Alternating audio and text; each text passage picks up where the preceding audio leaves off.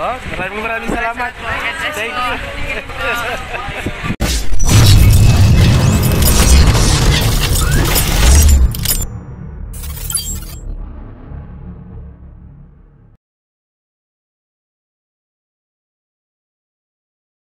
Hello guys! Welcome to my YouTube channel. This is Kuya Potpot Vlog at meron tayong isang reaction video po. No? Ito po yung mga naging kaganapan sa latest upload po sa EDC. No? Itong episode part 6 ito kung saan nagkaroon ng question and answer at dito nalaman natin yung tungkol sa tampong selos guys. At syempre bago tayo magsimula ay mag-shoutout po muna tayo. No? May galap shoutout po sa ama ng kalingap na si Kuya Bal Santos Patubak. Ate Edna Vlogs, Kalingap Rab, 10 ng kanyang mga kasamahan. At syempre, mega love shoutout po sa lahat po ng sumusuporta, no, sa buong team Kalingap, sa mapagpalang umaga po, tanghali o gabi mga Kalingap, saan mang kayong sulok ng mundo naroroon. Naway lagi po kayong gabayan ng ating poong may kapal. At yan guys, at meron ako ipapakita nga, maikling video clip mula po sa episode 62 ng EDC guys. So, panoorin po natin.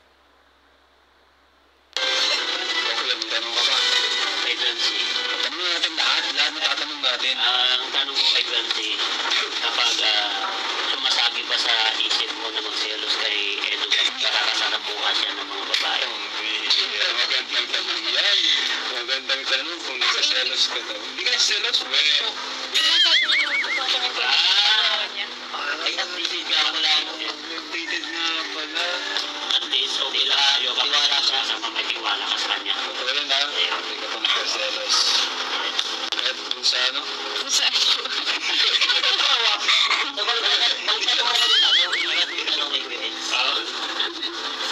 So dito napakaganda ng tanong ni J. Lumags, no? Kung di ba nakaramdam ng selos itong si Beyonce, no, sa mga babaeng nalilink, no, kay Kalingap Edu o sa mga ano, no, no, dito no, at dito agad ng mga sinagot ni Beyonce na hindi, no, pero sa tingin ko yung body language niya iba, pero ang magandang sinagot niya rito, no, yung lagi naman nag-a-update si Kalingap Edu, no, sa kanyang mga ginagawa, no, which is napakaganda yun. Dito ay talagang inaano niya yung pagtitiwala, no, na binigay niya kay Kalingap Edu. Yun ang hindi isinisira ni Kalingap Edu rito, at nakita nyo na talagang ang ano niya, no, na hindi talaga siya nakakaramdam ng selos, although ano siya, no, binibiro siya ni Kalingap Rab, no, na kung talagang hindi talaga siya nagsiselos, talagang ngiti-ngiti lang ang kanyang naging reaction dito guys. So sundan pa natin ang iba pang mga naging ano rito sagot ni Beyonce guys. Seryoso sabihin? Hindi ka talaga nagselos? Hindi po. Sige. Payag. Bakit ba't di ka nagselos kasi sa mga yung mga ini-issue sa kanya? O yun. Bakit di ka nagsiselos dun sa mga ini-issue kay Eds? Or yung mga inaano sa kanya? Kasi ano, yun nga po, mahirap. Sinasabi niya naman po sa akin kung ano yung gagawin nito. May assurance. Pala, kaya pala hindi ka nagsiselos. Ito yung maganda. Yung napakaganda, no? Yung pala yung totally naging dahilan niya, no? Yung pag-update, no? At yung assurance, no, na binanggit dito ni Kalingap Rab, no? Dito kasi ang aking opinion ay guys, no, yung tiwala nila sa isa't isa, no? Yun ang pinangahawakan, no, ni Baby Beyonce. Kaya kung ano man naging issue o kanino man nalilink si Kalingap Edu ay kanyang itong pinagkakatiwalaan guys. So ayan, at narinig natin ang naging sagot ni Baby Beyonce rito guys. So sundan naman natin kung ano pa yung mga ibang itatanong po, no, ni Kalingap Rab, no, dito sa EDC guys. So sundan pa natin. Tanong ngayon sa Eds. So insan, ikaw ba? Nagselos ka na ba kahit konti? Sa mga yun, mga medyo malapit sa kaibigan si minsan. Hindi mo lang natanong kung sino. Basta yes or no lang. Konti lang. Guys, kita niyo yung reaction ni Kalingap Rab, no? Sa tanong niya sa kanyang pinsan si Kalingap Edu kung nakaramdam ba ng selos itong si Kalingap Edo, no? At ayun nga, agad na sinagot na nakaramdam, konti nga lang guys, no? Grabe yung konting yun. Kita nyo yung naging reaction dito ni Kalingap Edo guys, so, ni Kalingap Rap, I mean. So sundan pa natin guys. Nagselos. Pero okay lang yun. Siyempre, nagselos ka, pero alam mo naman yung ano mo yun. Hanggang mo, ano? Wala pang karapatan. Sa kanya, difficile yun. Lalo sa mga maklase talaga So yun guys, no? Tama naman si Kalingap Edo rito na wala pa siya sa posisyon, no? Kung ano na talagang magseselos siya. Although nakaramdam siya, no, ng konting selos, siyempre more than best friend na yung kanilang ano ngayon, situation. Normal lang yun, no, sa isang guy, no, or kay Kalingap Edo, talagang makakaramdam din siya ng selos kasi marami rin naman na ini-issue nun, no, kay Beyonce guys, na alam naman natin yan, no, kung talagang naging maingay din yan, no, yung mga isyong idinidikit, no, o inililink kay Baby Beyonce. So guys, na normal lang para sa akin yung naging naramdaman dito ni Kalingap Edo. Although hindi niya pa ito pinagrab as talagang kasi nga wala pa siya sa posisyon, no, para talagang totally magselos ika nga dahil more than best friend pa lang ang kanilang situationship guys. So sundan pa natin.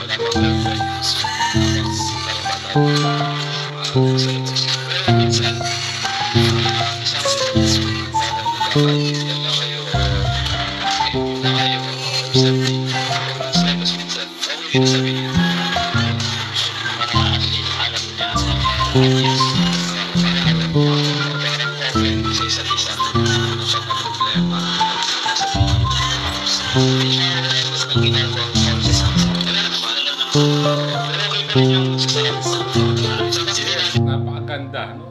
Tama naman dito si Kalingap Rap sa kanyang advice ni Gilo Mags, no guys, na siyempre pag dumating yung punto, no, MU or more than MU na sila or sila na talaga, kung magkaroon man ng selosan, normal din at dapat ito'y laging pinag-uusapan, no, ng nilang dalawa kung darating sa puntong yung kanilang situation, no, kung talaga magiging sila na, ano yan, hindi may iwasan yan na magkakaroon talaga ng selusan.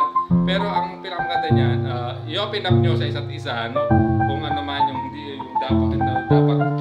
dapat gawin para pagmulan ito ng selos. Napakaganda, no, ng naging rito, no, naging payo po ni Gilo Mags TV. So at sinang-ayunan po ni Kalingap Rap guys. So sundan pa natin.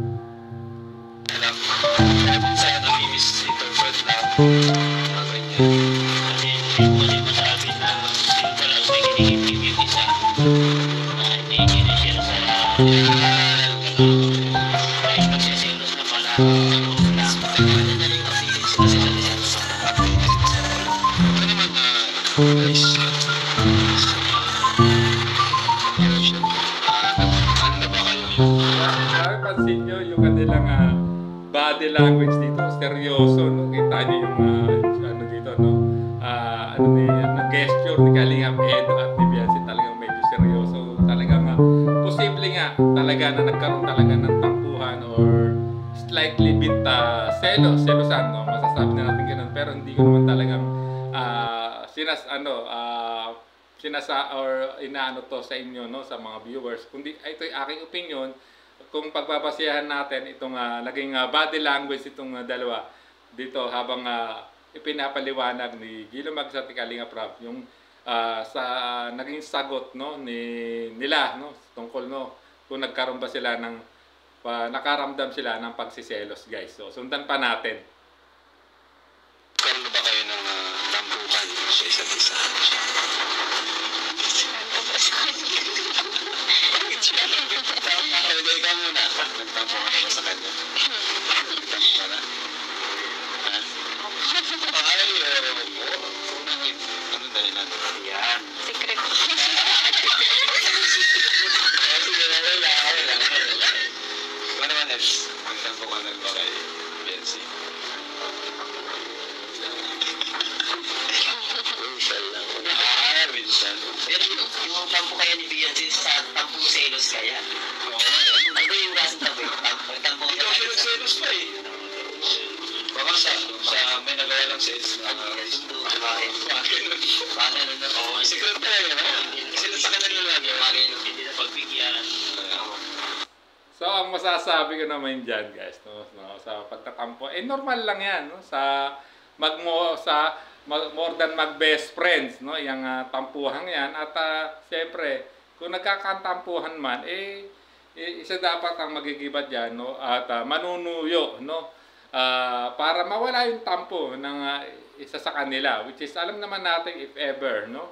Kung sino yung posibleng manuyo dyan sa dalawa sa EDSI. Siyempre, si Papa Edo, no? Kung may pagtatampo itong si Baby Beyonce sa kanya, no? Talagang panigurado, siya yung gagawa ng paraan para maalis yung pagtatampo, no?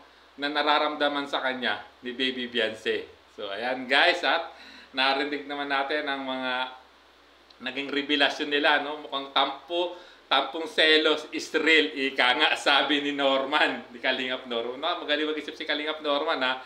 Tampong selos is real, no? Which is, pero dapat, mga ganyang bagay naman, no? Pag duman or naka-experience sila ng ganyan, napag-uusapan naman yan. At, siyempre, dapat,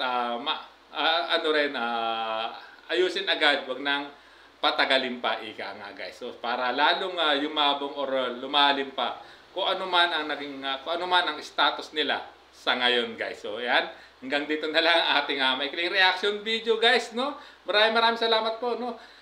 Sa lahat po ng sumusuporta sa akin channel, ganun din, may love shoutout po sa lahat po ng EDSIan supporter, no? May love shoutout po sa inyong lahat, guys. So, hanggang sa muli po nating reaction. There's a vlogger named Kuya Papa, spreading good vibes, giving all he's got. With the camera in his hand, he hits the road, capture moments, sharing stories untold. Kuya Papa, he's the one we adore, bring smiles, he's got so much more. In this crazy world, he's a ray